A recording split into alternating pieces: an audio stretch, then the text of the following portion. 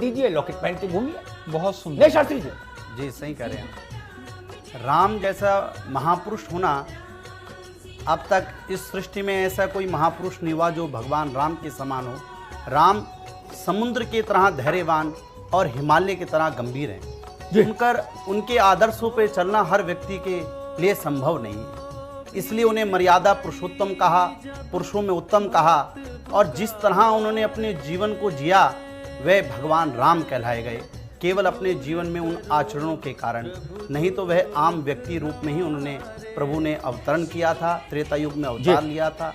और जहाँ तक रामत्व की बात है, राम को धारण करने की बात है, भारत के तो रोम रोम में, कण कण कंकण में और हर नदी में, हर जगह में भगवान राम विराजते। थोड़ा गलत भटक गए।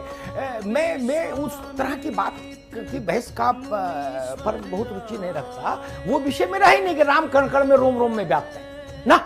इस तथ्य को मैं तब मानूं, ये मंत्र, ये वैसे ही मंत्र है कि भाई ठीक है, जैसे पंडित जी कथा की बात कहते हैं, हाथ उठाओ बोले अधर्म कीजिए। देखिए विकास शास्त्री जी, क्या ये समझ है हमारी कि हम परमात्मा के भी वैसे ही प्रिय हो जाएंगे जैसे विधायक और सांसद के होते? 5 लाख रुपया चुनाव में दे आए, बोले विधायक जी अपने हो गए। अग्निहोत्री जी, ऐसा है जैसे पूर्व काल में भी आप बता रहे हैं, जब राम थे तो रावण भी थे। और जैसे कि आज की परिस्थितियां चल रही हैं, जिस तरह आपने पूर्व अभी हमें ज्ञान कराया उसका कि भाई वृद्धाश्रम बन रहे हैं, बच्चों के साथ इस तरह के कार्य हो रहे हैं, मलिन कार्य हो रहे हैं जो होने नहीं चाहिए। ये आज से नहीं, पूर्व काल में भी होता आ रहा है, जिसलिए राम का अवतरण हुआ। कलयुग में भी राम भगवान फिर अवतरण लेंगे, वे किसी न किसी मानव रूप में आएंगे, उनके विचार रूप में आएंगे। और इस चैनल के माध्यम से आप ये मैं बताना चाहूँगा कि आज जैसे राम मंदिर का निर्माण हो रहा है, आप सभी दर्शकगण ये करें कि अपने मन में राम के आचरणों को अपनाएं। यही राम मंदिर और राष्ट्र निर्माण के लिए अच्छा रहेगा। ठीक बात है। विष्णु विनोद जी, मुश्किल मालूम, सूची मैंने देखी वहां, मैं बहुत रात सो नहीं पाया, 2-4 रात उस सूची को देखकर।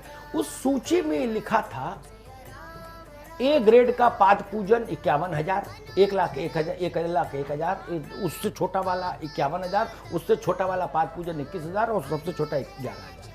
बहुत कॉमन है, मतलब 11,000 से कम में तो पांव पर रोली चंदन नहीं रख सकते फूल। बिल्कुल सही बात।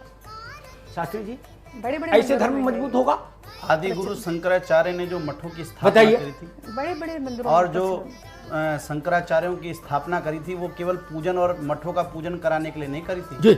सारे देश में सनातन धर्म पुनः एकत्रित खड़ा हो जाए, हमारे धर्म की पुनः स्थापना हो, आडंबर जाए, इसलिए स्थापना करी थी। परंतु आज के जो शंकराचार्य हैं, या आप बता रहे हैं जिस तरह के, कुछ ऐसे हो गए हैं जिन्होंने इस धर्म को फिर से दोबारा पाखंड की ओर धकेल दिया है, जैसा कि आप बतला रहे हैं।